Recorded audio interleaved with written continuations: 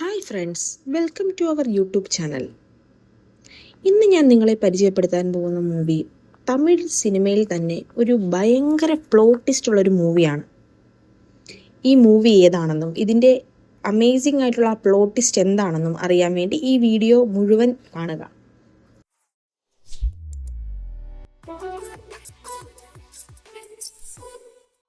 നമ്മുടെ മൂവിയുടെ സ്റ്റാർട്ടിങ്ങിൽ തന്നെ ഒരു വീടാണ് നമ്മളെ കാണിക്കുന്നത്. കോരിച്ചൊരിയുന്ന മഴയത്ത് ഒരു 2 നില കെട്ടിടം. അവിടേക്ക് ഒരാള് ഒരു ബൈക്കിൽ വരികയാണ്. ഹെൽമെറ്റ് ധരിച്ചാണ് അയാൾ വരുന്നത്. ബൈക്കിൽ നിന്നിറങ്ങി ഊരിപ്പിടിച്ച കത്തിയുമായി മുടന്തിയ കാലുമായി അയാൾ ആ വീട്ടിലേക്ക് കയറി ചെല്ലുകയാണ്. അവിടെ ആരെയോ ആക്രമിക്കാൻ എന്ന പോലെയാണ് അയാൾ കയറി ചെല്ലുന്നത്. അവിടെ നിന്ന് സീൻ കട്ടായി അടുത്ത സീനിൽ നമ്മുടെ ഹീറോയിനെയാണ് കാണിക്കുന്നത്. നമ്മുടെ ഹീറോയിൻ ഒരു SI ആണ്. അവളുടെ പേര് ആതിര എന്നാണ്. അവൾക്ക് ചെന്നൈയിൽ പുതിയ പോസ്റ്റിംഗ് ലഭിച്ചിട്ടുണ്ട്. അതുകൊണ്ട് അവൾ ഒരു ബസ്സിൽ ചെന്നൈയിലേക്ക് പോവുകയാണ്. ബസ്സിൽ കയറി അവളുടെ സീറ്റിൽ പോയി നോക്കിയപ്പോൾ അവിടെ അവളുടെ അടുത്ത് ഒരു മെയിൽ പാസഞ്ചർ ആയിരുന്നു ഉണ്ടായിരുന്നത്. അവന്റെ പേരാണ് അർജുൻ. അവനാണ് നമ്മുടെ മൂവിയിലെ ഹീറോ. അവളുടെ ഫ്രണ്ട് ആയിരുന്നു അവൾക്ക് സീറ്റ് ബുക്ക് ചെയ്തിരുന്നത്. അതുകൊണ്ടാണ് ആ മെയിൽ പാസഞ്ചറിന്റെ അടുത്ത് അവൾക്ക് സീറ്റ് ബുക്ക് ചെയ്യപ്പെട്ടത്. അവൾ കണ്ടക്ടറിന്റെ അടുത്ത് സീറ്റ് മാറ്റി തരാൻ വേണ്ടി ആവശ്യപ്പെട്ടു. എന്നാൽ സീറ്റ് അവൈലബിലിറ്റി ഇല്ലാത്തതിനാൽ സീറ്റ് എക്സ്ചേഞ്ച് ചെയ്ത് കൊടുക്കാൻ സാധിക്കില്ലെന്ന് അയാൾ പറഞ്ഞു. എന്നാൽ അവളുടെ വിഷമം കണ്ടപ്പോൾ അർജുൻ അവന്റെ സീറ്റ് അവൾക്കായി നൽകി. അവൻ ബസ് കണ്ടക്ടറുടെ അടുക്കൽ പോയിരുന്നു. എന്നാൽ അവൻ അവിടെ ഇരുന്ന് ഉറങ്ങാൻ ബുദ്ധിമുട്ടുന്നത് കണ്ട അവൾക്ക് ഭയങ്കര ഗിൽറ്റ് ഫീലിംഗ് ആയി.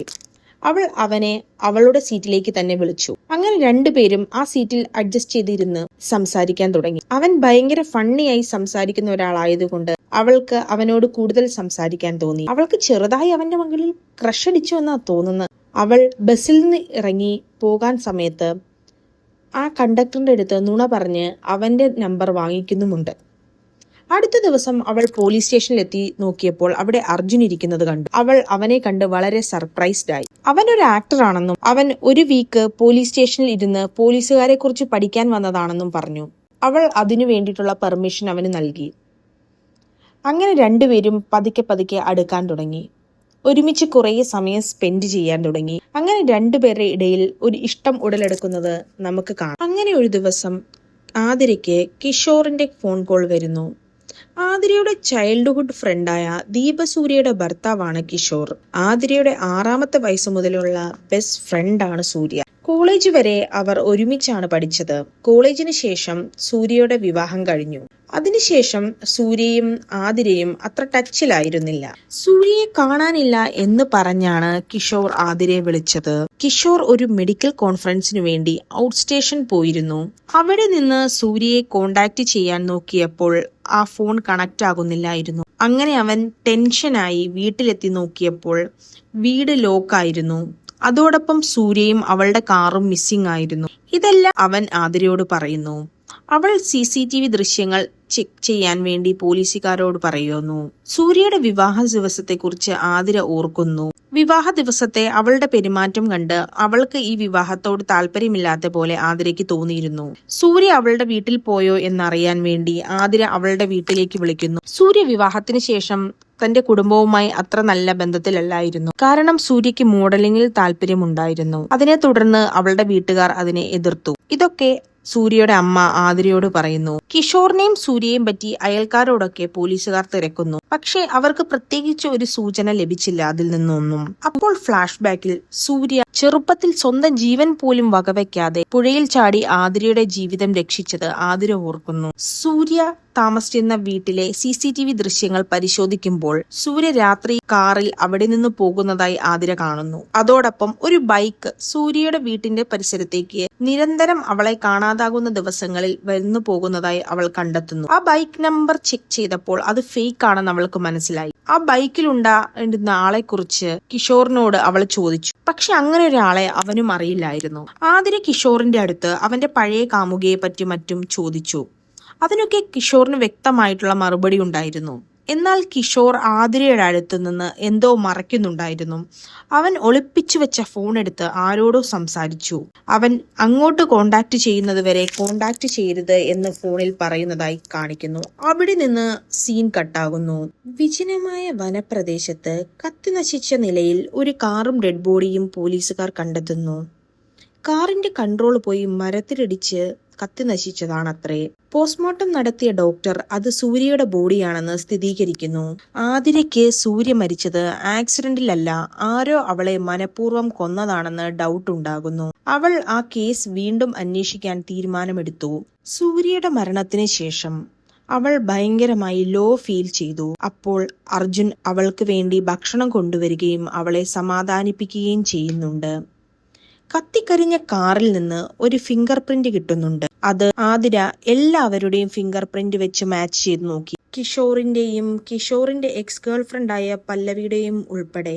എന്നാൽ അതിൽ നിന്നും ഒന്നിൽ നിന്നും ഒരു ക്ലൂവും കിട്ടാത്തതുകൊണ്ട് ആതിര ഭയങ്കര നിരാശയായി നിൽക്കുന്നത് നമുക്ക് കാണാം. അപ്പോൾ ഇതേ സമയം വേറൊരു സ്ഥലത്ത് ബൈക്കിൽ ഹെൽമറ്റ് ധരിച്ചു വന്ന ഒരാൾ ഒരു പെൺകുട്ടിയെ അവളുടെ വീട്ടിൽ കയറി തലക്കടിച്ചു കൊന്നിട്ടുണ്ടാകും.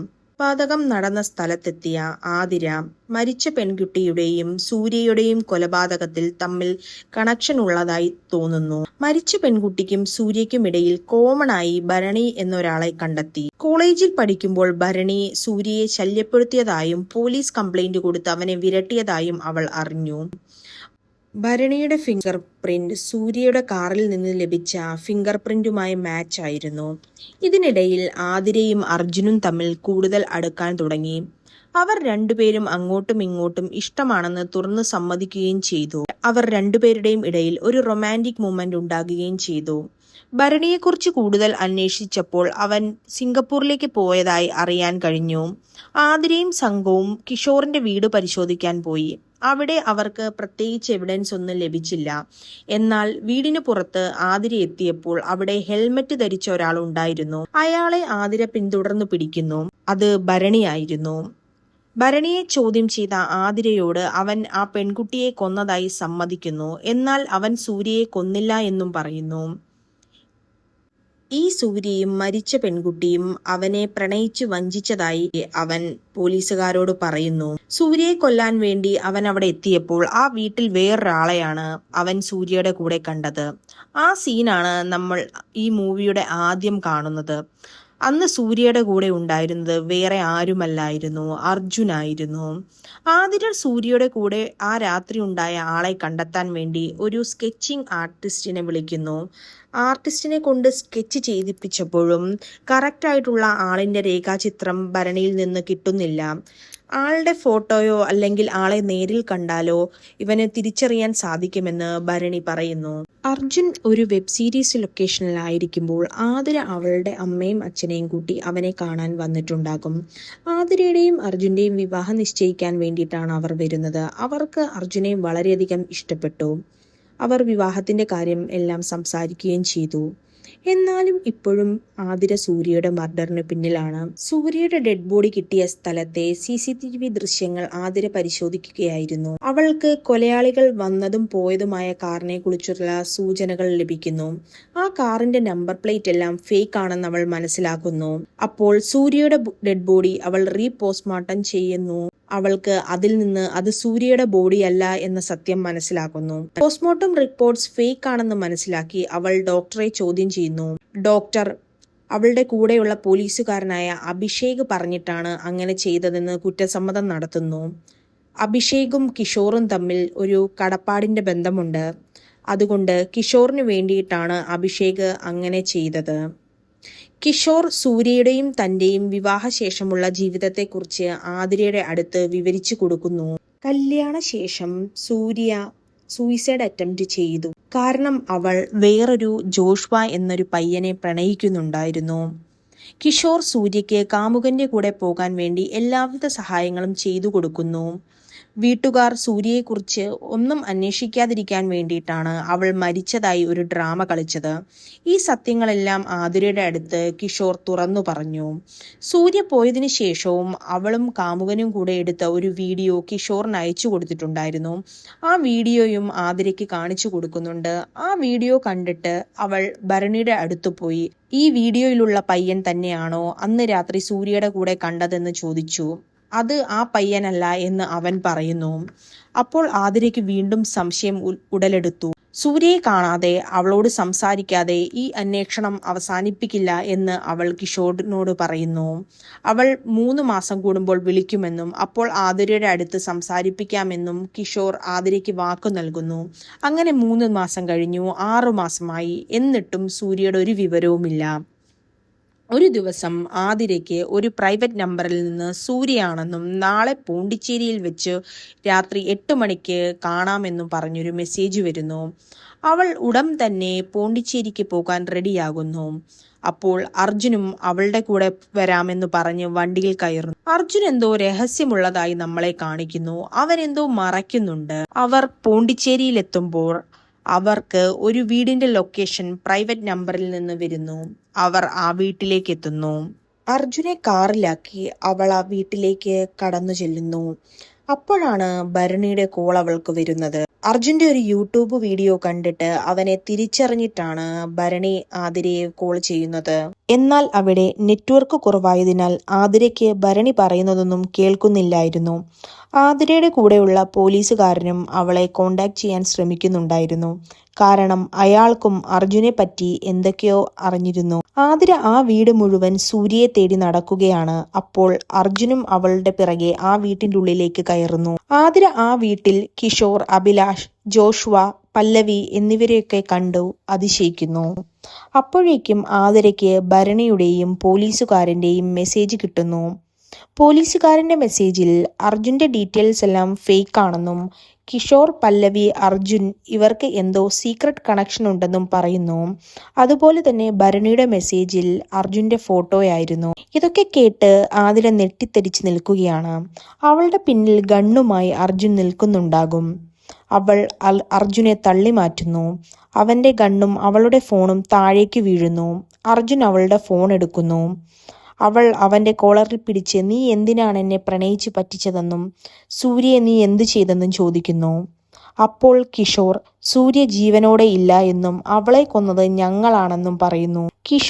കിഷോറിന്റെയും സൂര്യയുടെയും വിവാഹത്തിന് ശേഷമുള്ള കാര്യങ്ങൾ ആതിരയോട് പറയുന്നുണ്ട്. വിവാഹത്തിന് ശേഷം അവന്റെ കൂടെ സൂര്യ ഒട്ടും കംഫർട്ടബിൾ ആയിരുന്നില്ല. അവൾ സൂയിസൈഡിന് അറ്റംപ്റ്റ് ചെയ്തിരുന്നു. സൂര്യ ഫേസ്ബുക്കിൽ ഒരു ആണിന്റെ പ്രൊഫൈൽ ഉണ്ടാക്കി ഒരു പെണ്ണിന്റെ അടുത്ത് ചാറ്റ് ചെയ്യുന്നതും കിഷോർ കണ്ടുപിടിച്ചു. അതിനെപ്പറ്റി ചോദിച്ചപ്പോൾ അവൾക്ക് ഒരു പെണ്ണിന്റെ ശരീരം ആണെങ്കിലും ആണിന്റെ മനസ്സാണെന്ന് അവൾ പറഞ്ഞിരുന്നു. ചെറുപ്പം മുതൽ വളർച്ചയുടെ ഓരോ കാലഘട്ടത്തിലും പെൺ ശരീരത്തിലെ ആൺ മനസ്സ് ഒത്തിരി സ്ട്രഗിൾ ചെയ്തിരുന്നു. ഭരണിയുടെ അടുത്ത് അവൾ ആൺ മനസ്സോടുകൂടിയാണ് പെരുമാറിയിരുന്നത്.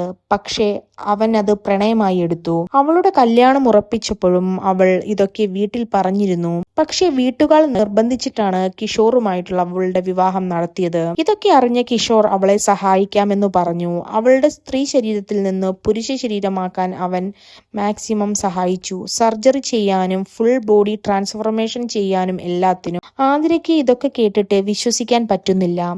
അപ്പോൾ അർജുൻ ആതിരയുടെ ഫോൺ എടുത്ത് അവന്റെ ഫിംഗർ പ്രിന്റ് ഉപയോഗിച്ച് ഫോൺ തുറക്കുന്നു.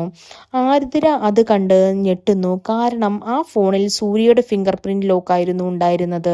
സൂര്യ ചെറുപ്പം മുതൽ ആതിരയെ ഭയങ്കരമായി പ്രണയിക്കുന്നുണ്ടായിരുന്നു. സൂര്യ അർജുനായി മാറിയിട്ട് ആതിരയെ കാണാനാണ് ആദ്യം വന്നത്. ആതിരയ്ക്കും അർജുനെ കണ്ടപ്പോൾ ഇഷ്ടമായിരുന്നു. അതുകൊണ്ട് അർജുൻ അവളുടെ കൂടെ സത്യങ്ങളൊക്കെ മറച്ചു വെച്ച് നിൽക്കുകയായിരുന്നു. പക്ഷേ ആതിര സൂര്യയ്ക്ക് എന്ത് സംഭവിച്ചു എന്നറിയാതെ അവളെക്കുറിച്ചുള്ള അന്വേഷണം നിർത്തില്ലെന്ന് അവർക്ക് മനസ്സിലായി. അതുകൊണ്ടാണ് അവർ എല്ലാം അവളുടെ അടുത്ത് നിന്ന് സത്യം പറയുന്നത്. അർജുൻ സൂര്യയാണെന്നുള്ള സത്യത്തെ അക്സെപ്റ്റ് ചെയ്യാൻ പറ്റാതെ ആതിര ഫുൾ ബ്രേക്ക് ഡൗൺ ആവുന്നു. അവൾ കുറേ നാൾ ഭയങ്കര ഡൗണായ മാനസികാവസ്ഥയിൽ കഴിയുന്നു. മെന്റലി അവൾ കുറച്ച് ഓക്കെ ആയതിനു ശേഷം നമുക്ക് സംസാരിക്കാമെന്ന് അർജുൻ അവളോട് ഫോണിൽ പറയുന്നു. 1 വർഷത്തിന് ശേഷം അങ്ങനെ അവർ മീറ്റ് ചെയ്യുകയാണ്. ആതിരയുടെ ഡിസിഷൻ എന്തായാലും അത് കേൾക്കാനായിട്ട് അർജുൻ അവിടെ നിൽക്കുകയാണ്. ആതിര അർജുനെ സ്വീകരിക്കണോ വേണ്ടയോ എന്ന് ആതിരയുടെ വ്യക്തിപരമായ കാര്യമാണ്. അർജുനെ പോലെയുള്ളവരെ ഈ സൊസൈറ്റി അക്സെപ്റ്റ് ചെയ്താൽ ലോകം വളരെ മനോഹരമായിരിക്കും എന്ന എൻഡ് നോട്ടോടുകൂടെ ഡയറക്ടർ ഈ മൂവി അവസാനിപ്പിച്ചിരിക്കുന്നു. ഈ മൂവി നിങ്ങൾക്ക് ഇഷ്ടപ്പെട്ടിട്ടുണ്ടെങ്കിൽ ലൈക്ക് ചെയ്യുക, കമൻറ്റ് ചെയ്യുക, സബ്സ്ക്രൈബ് ചെയ്യുക. അടുത്ത മൂവിയുമായി വരുന്നവരെ ടേക്ക് കെയർ, ബൈ ബൈ.